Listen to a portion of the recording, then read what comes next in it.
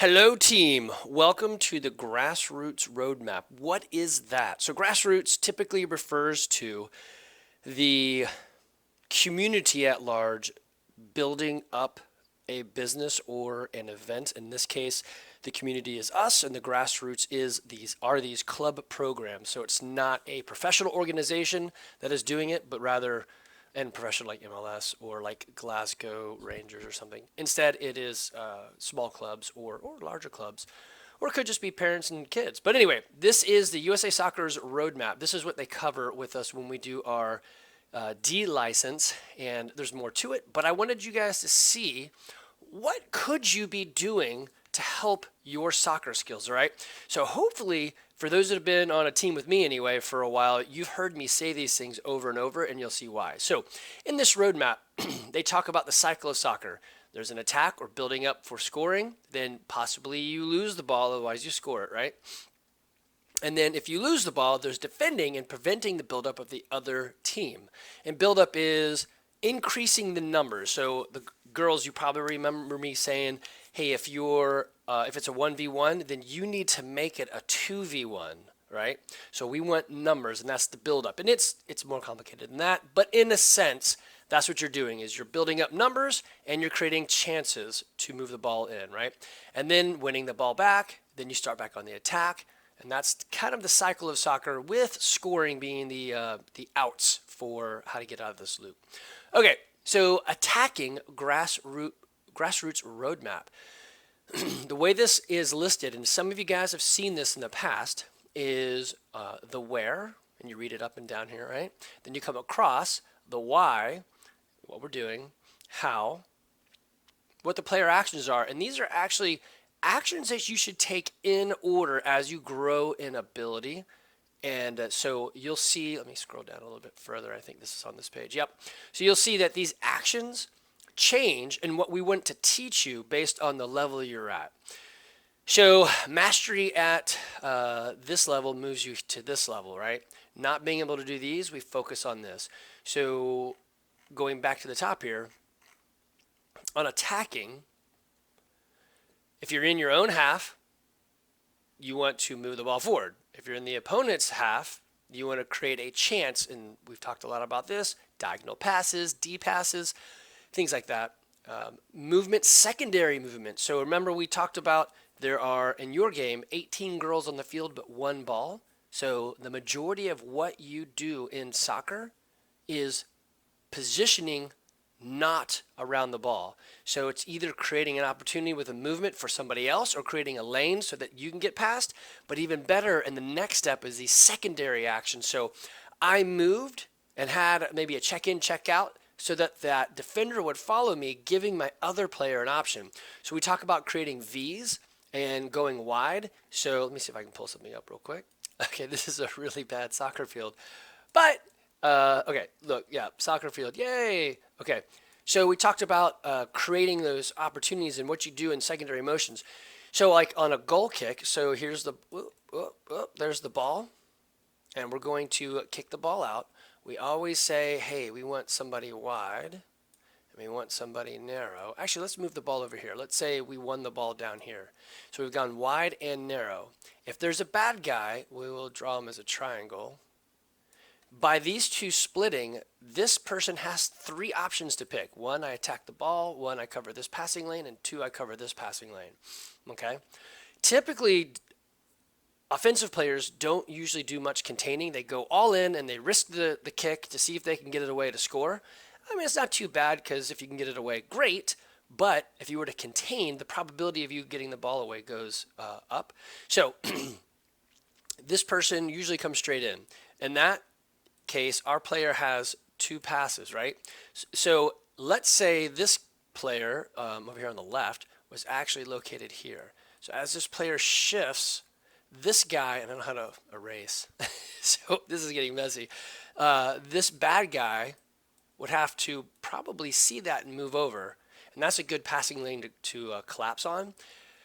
But it does give us this pass. That's, of course, not the best pass because now we're in the middle of the field and that's where everybody is, right? So we always like to go wide first.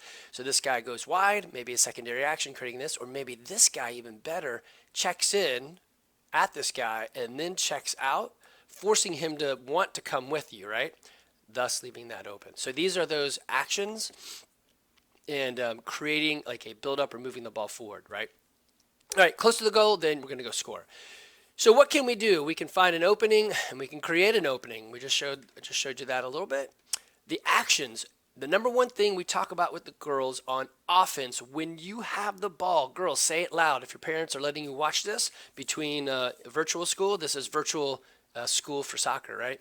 Is shoot the ball. If you think you have a greater than 70% chance of putting the ball in the net, take the shot, because that's how you win games, right? So, and yes, it is true. We have had kids on the half line in like Evan's soccer game, U16 and up. So it was a lefty. He sitting right here. The goalie wasn't paying attention. He was sitting over there, and he looks at me, and I'm like, yeah, take the shot. Well, I mean, he didn't even ask. We just had a look, and he knew what I meant, right? So he cranks it in, and the goalie, I don't know what the goalie was doing, but he put the ball in from like half, maybe not quite half, but it was way out there. So if you have an opportunity, take the shot. And what do the forwards do? They collapsed in looking for a rebound in case he missed. Take the shot. If you don't have a shot, you have two options, pass or dribble. We talked to you guys about this too, right? So take your space if you can, and then when you get threatened, pass the ball off. When you're on the offense, you spread out. Why? Because you want to create more opportunities. And we go through this list with the girls, create passing options, support the attack. Oh, how do we do that? Create 2v1s. We talk about that too, right? Changing the point of attack. All right, if you remember in that last game, all right, let me see if I can erase this. All right, in our last official game when we were crushing that team, we decided to drop the ball back and play it around the defense, right? So changing the point of attack, that is a great way to do it. We talk about this before. If pressure is here, all the girls are in this area, then what we do is we drop the ball, and pressure says go the other way. So pressure says get the ball to the right side in this case, okay? So we've got a defender here, and a defender here. So the ball goes drop, it goes drop, and then it goes over. And now we have a midi right here, or maybe a forward, and then a midi right here, or maybe a forward. And we've created options, right? We move the ball to the other side, and we redo the attack. If they come and jam us here, the defense has moved up. We just do the other thing and swing it the other way, and we've got players here, right? This looks similar. If she gets the ball, shot. If she gets the ball, down to the corner, cross, back door, shot, right? So we have these plays in place. So these are the things you want to be looking at. If this looks totally strange to you, watch more soccer, and I'm always happy to talk to you guys about positioning. Change the rhythm or pace, switch positions. We really haven't covered these too much, so let me just go into switch positions because it's pretty valuable. And I know this video is going to be long. Maybe I'll stop it with attacking and then I'll redo it for the next one. So new, let's see, don't save, poof. All right.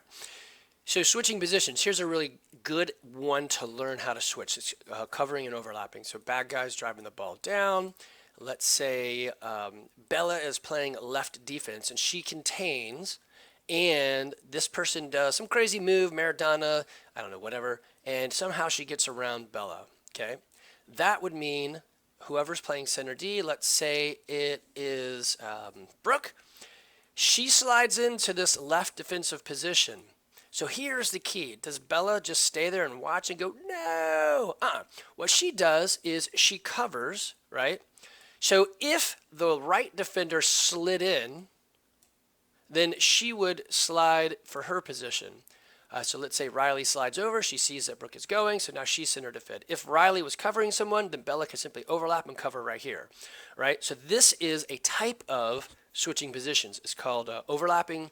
You'll see this a lot when we go to 11v11. We kind of do it a little bit right now, or at least we talk about it. But in 11v11 with 4 defenders in the back, it's a lot easier. Let me pause this. So it's a lot easier if this kid gets burnt, then this one comes in and contains, this one slides over, and she just fills in right here. And so it's a little bit easier with 4 because you're not exposing a wing. If the wing was to leave, maybe a midfielder comes down, right? So those are things to consider. I'll read this right side, and I'll pause this video here.